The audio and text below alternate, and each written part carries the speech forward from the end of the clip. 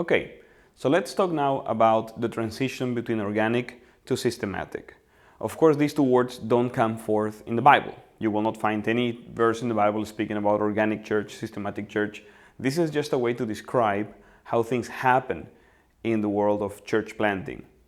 And let's get biblical. Remember, the Bible should be the root of everything we say.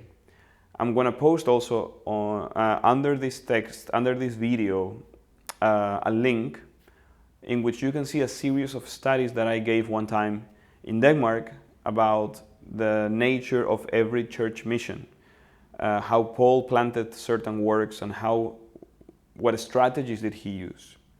So what is the systematic and what is the organic? Everything that you see in the Bible, how every big movement started in the Bible, it all began being very organic.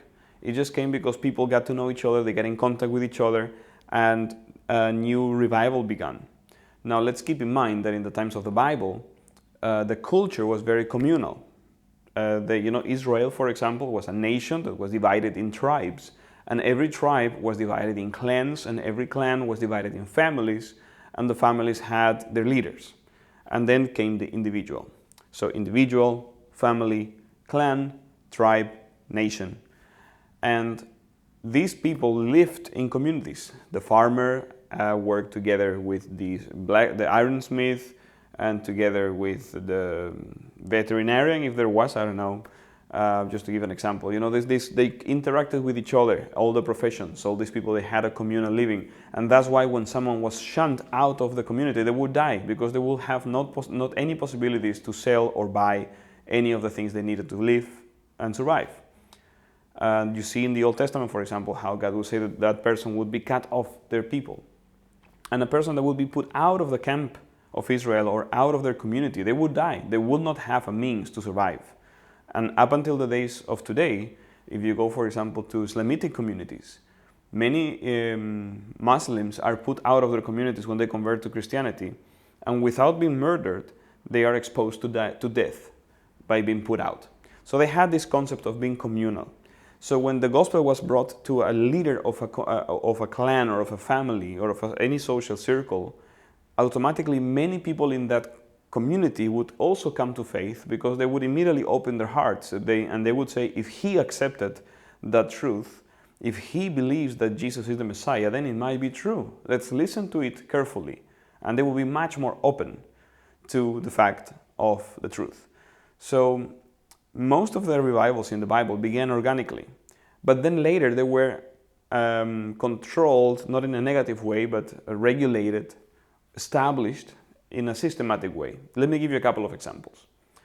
When you see that Philip, for example, that is the only evangelist called by name in the New Testament, Philip went to Samaria and he evangelized in Samaria, and was a great revival. Many people came to faith. They were baptized, and there were great miracles performed through the hands of Philip. Nonetheless, Philip didn't know how to establish that community as a functional church. Not churches today, but churches, what the Bible means with church. What did Philip do? He didn't try to invent an idea. He didn't even seek, as far as we can see, God's direction. What he did is that he reached out to the apostles in Jerusalem.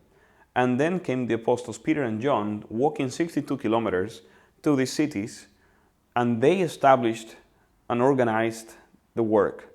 They didn't choke the organic, they didn't make just rules, but they gave them a way in which the gospel could grow and blossom in their culture.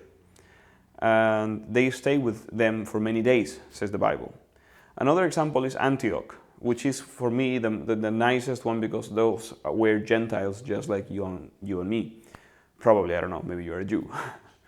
But these two disciples, one of Cyrene, that is in the north of Libya, and the other one of Cyprus, this island across Syria, they had been living in Jerusalem since Pentecost, seems to be. And with the persecution of Saul of Tarsus, they started migrating and moving around, and they went up north, and they reached into Syria, in the city of Antioch. They were the first ones who dared to evangelize Gentiles. And there was a big revival. A lot of Gentiles came to faith. And it grew and it grew and exploded. But these two guys had not been trained and didn't have the understanding or the gifting of an apostle. So what did they do? They reached out to Jerusalem again.